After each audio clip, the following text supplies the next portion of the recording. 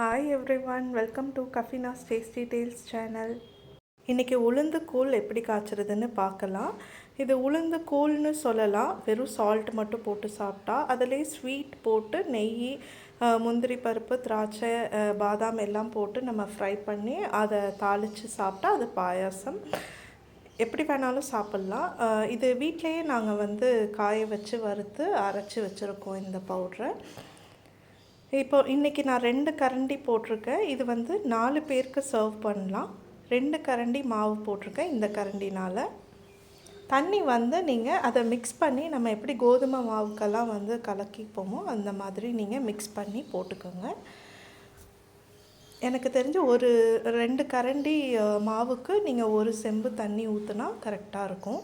பத்தலைன்னா அது கெட்டி ஆக ஆக நீங்கள் கொஞ்சம் ஆட் பண்ணிக்கலாம். நான் இதில் பசும்பால் காய்ச்சி வச்சுருக்கேன். அந்த பசும்பாலை தான் தண்ணி ஊற்றி முதல்ல இதை நல்லா மிக்ஸ் பண்ணிக்கிறோம், கட்டி பிடிக்காமல். உளுந்து பொறுத்த வரைக்கும் நம்ம எவ்வளோ கரண்டியில் நம்ம கலந்தாலும் கையால் பிசைஞ்சு நம்ம நல்லா மிக்ஸ் பண்ணால் மட்டும்தான் அந்த கட்டி கட்டியாக உள்ளதெல்லாம் கரைஞ்சி ஒன்றா வரும். ஸோ நான் ஒரு 2 மினிட்ஸ் நான் கையால் நல்லா கரைச்சி விட்டுக்கிறேன். அதை கரைச்சதுக்கப்புறம் நீங்கள் கொஞ்சமாக சால்ட்டு போட்டுட்டு, நான் ஒரு 1/4 ஸ்பூன் கம்மியாக போட்டுக்கோங்க. கல் உப்பு போட்டிருப்பேன் நான். போட்டு இதை நம்ம அடுப்பில் வச்சு காய்ச்ச போகிறோம். காய்ச்சிட்டு நல்ல அது ஸ்மெல் தெரியும். நீங்கள் ஸ்மெல் பண்ணி பார்த்தாலே அந்த உளுந்தோட பச்சை வாடை இல்லாமல் நல்ல ஒரு வாசனையான ஒரு இது இருக்கும் அந்த கூழில். அதுக்கப்புறம் நீங்கள் என்ன பண்ணுங்கள், அந்த பசும்பால் காய்ச்சி வச்சதை அதில் நீங்கள் ஊற்றிக்கலாம். பசும்பால் ரொம்ப தண்ணியாக வேணும்னா பால் கூடவாக ஊற்றிக்கங்க. கரெக்டாக சில பேர் திக்காக குடிப்பாங்க கூழ், சில பேர் தண்ணியாக குடிப்பாங்க. உங்களுக்கு எவ்வளோ தேவைப்படுதோ அவ்வளோ போட்டுக்கோங்க. நான் இதில் 2 கிளாஸ் பால் ஆட் பண்ண போகிறேன். ஸோ நான் இதில் தாளித்து தான் சாப்பிட போகிறோம். நெய்யில் 1 ஸ்பூன் நெய்யில் முந்திரி பருப்பு, திராட்சையும் போட்டு தாளித்து இதில் போட்டு நாங்கள் நாட்டு சர்க்கரை போட்டு சாப்பிட்டுக்கலாம். இல்லை வேண்டாம் அப்படின்னா நீங்கள் நெய் போட்டு தாளித்து அப்படியே வச்சிடலாம், சர்க்கரை போடாமல். யாருக்கு சர்க்கரை போட்டு வேணுமோ அவங்க சர்க்கரை போட்டு சாப்பிட்டுப்பாங்க.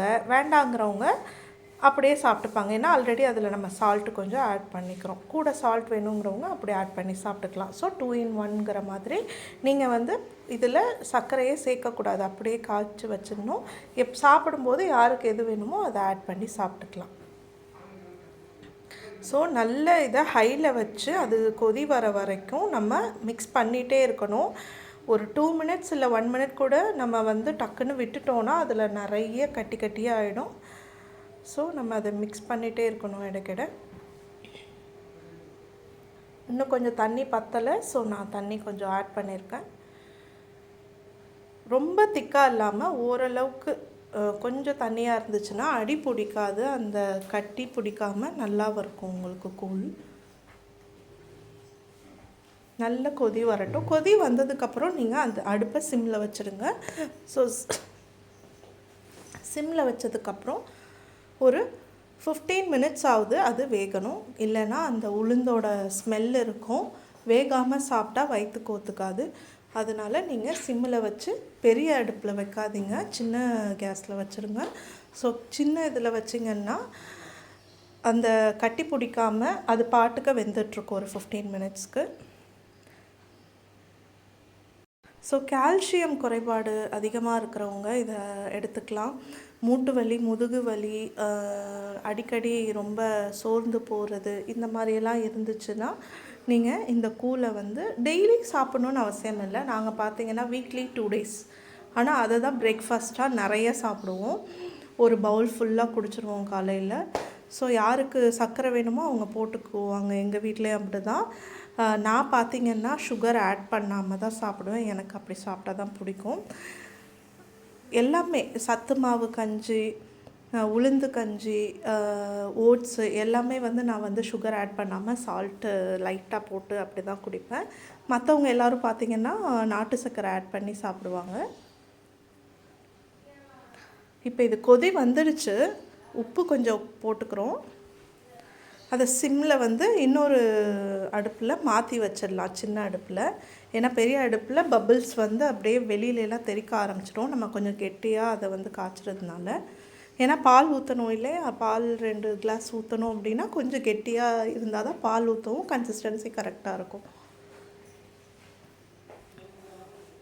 உளுந்து களி கிண்டுவாங்க, உளுந்து கூழ் இந்த மாதிரி சாப்பிட்லாம். இல்லைனா நீங்கள் உளுந்து வந்து வறுத்து தக்காளி சட்னி அந்த மாதிரி பண்ணும்போது நீங்கள் உளுந்து ஆட் பண்ணிக்கலாம், சட்னியாகவே சாப்பிட்டுக்கலாம்.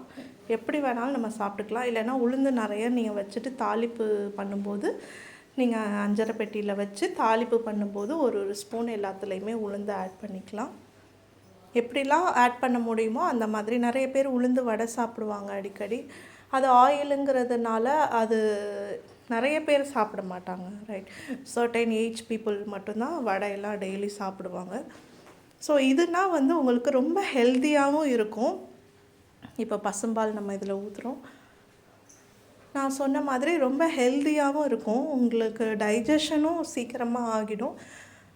இன்ஸ்டன்ட்டுன்னு சொல்லலாம், இன்ஸ்டன்ட் பிரேக்ஃபாஸ்ட் டின்னர் அப்படி சொல்லலாம். மோஸ்ட்லி நைட்டில் உளுந்து கூழ் நாங்கள் குடித்ததில்லை, பிரேக்ஃபாஸ்ட்டுக்கு தான் செய்வோம். ஏன்னா வந்து நைட்டில் அந்த கூழ் குடிக்கிறது, ஓட்ஸ் குடிக்கிறது இதெல்லாம் வந்து ரொம்ப அவாய்ட் பண்ணிடுவோம். ஏன்னா நைட்டில் வந்து கண்டிப்பாக நம்ம சாப்பிட்டுட்டு தூங்க போகிறோம், மார்னிங் எழுந்திரிச்சு நிறைய ரொட்டீன் ஒர்க்ஸ் இருக்கும். ஸோ நான் ரெக்கமெண்ட் பண்ணுறது நைட்டில் டின்னர் கண்டிப்பாக நல்லா சாப்பிடுங்க, ஹெல்த்தியாக சாப்பிடுங்க, வயிறு நிறைய சாப்பிட்டுட்டு தூங்குங்க. அதுதான் வந்து உங்கள் பிரெயினுக்கும் உங்கள் உடம்புல உள்ள எல்லா ஆர்கன்ஸ்க்கும் நல்லது. நல்ல தூக்கம் வரும். காலையில் எந்திரிச்சு நீங்கள் உங்களோட ரொட்டீன் ஒர்க்ஸ் பார்க்குறதுக்கும் நல்ல சுறுசுறுப்பாக இருக்கும். ஸோ எப்போவுமே டின்னரை ஸ்கிப் பண்ணாதீங்க.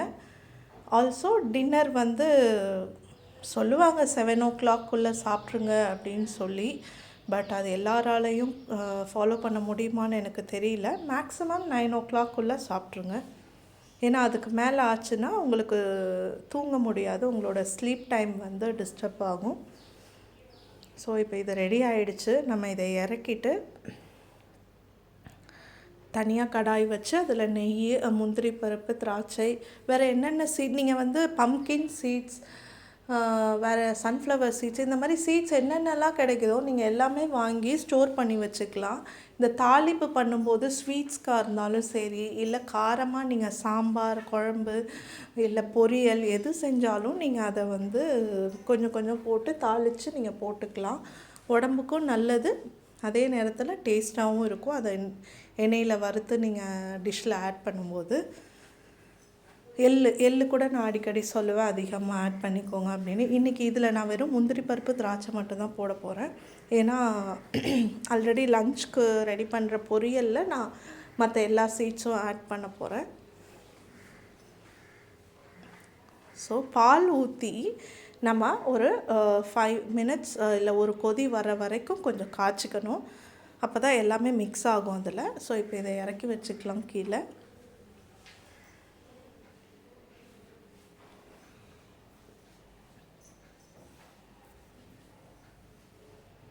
இப்போ தனியாக நம்ம கடாய் வச்சு அதில் ஒரு ஸ்பூன், இப்போ 2 கரண்டி, இது 4 பேருக்கு சர்வ் பண்ணலாம், 2 கரண்டி மாவு போட்டிருக்கேன் நான். ஸோ இதுக்கு வந்து 1 ஸ்பூன் நெய் தாராளமாக போதும். இப்போ இதே நீங்கள் வந்து அடிஷ்னலாக 6 people 8 people அந்த மாதிரி சர்வ் பண்ணுற மாதிரி நீங்கள் அடிஷ்னலாக போடுறீங்க அப்படின்னா 4 கரண்டி மாவு, 3 கரண்டி மாவு அப்படின்னா நெய் வந்து இன்னும் கொஞ்சம் ஆட் பண்ணிக்கலாம். நெய் சாப்பிடக்கூடாது, ஃபேட் அப்படின்லாம் யாரும் சொன்னாங்கன்னா கண்டிப்பாக கேட்காதீங்க. கண்டிப்பாக நெய் ஆட் பண்ணணும். நல்லெண்ணெய், நெய், கடலெண்ணெய், தேங்காய் எண்ணெய் எல்லாமே வந்து நம்ம உடம்புக்கு கண்டிப்பாக தேவைப்படும். இல்லைன்னா கண்டிப்பாக நம்மளோட போன்ஸில் உள்ள ஜவ்வுலையெல்லாம் எண்ணெய் சத்து இல்லாமல் போயிடும். ஸோ எங்கள் வீட்டில் எப்போவுமே டெய்லி ரொட்டீனில் கண்டிப்பாக ஏதாவது ஒரு எண்ணெய் இருக்கும். எண்ணெய் இல்லைன்னா என்றைக்கு எண்ணெய் கம்மியாக யூஸ் பண்ணுறோமோ அன்றைக்கி வந்து நான் நெய் கொஞ்சம் அதிகமாக யூஸ் பண்ணிக்குவேன். மோஸ்ட்லி நம்ம பொங்கல், பிரியாணி, பாயாசம் இதுக்கு தான் நெய் யூஸ் பண்ணுவோம் இல்லையா, தோசையில் போட்டு சாப்பிடுவோம். ஸோ நெய் எப்போயாச்சும் தான் நம்ம ஆட் பண்ணுறோம் அப்படிங்கிறதுனால அதை அவாய்ட் பண்ணணுங்கிற அவசியம் இல்லை, சாப்பிட்டுக்கலாம் கண்டிப்பாக. ஸோ எதுவுமே சாப்பிட்டுட்டு சும்மாவே இருந்தோன்னா கண்டிப்பாக நமக்கு வியாதி வரும். நிறைய ஒர்க் அவுட் பண்ணுங்கள், வாக்கிங் போங்க, எக்ஸசைஸ் பண்ணுங்கள், ரன்னிங் பண்ணுங்கள். டெய்லி ரொட்டீன்னு ஒன்று வச்சுக்கோங்க. அதாவது இன்றைக்கி காலையிலேருந்து நைட்டு வரைக்கும் நம்ம என்ன செய்ய போகிறோம் அப்படின்னு ஒரு டைம் டேபிள் போட்டு ஒர்க் பண்ணுங்கள்.